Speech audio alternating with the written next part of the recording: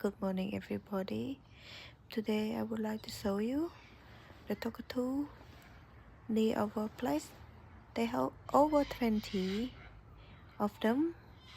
They was coming close by, waiting for us to go to work so they can enjoy themselves in our passion fruit.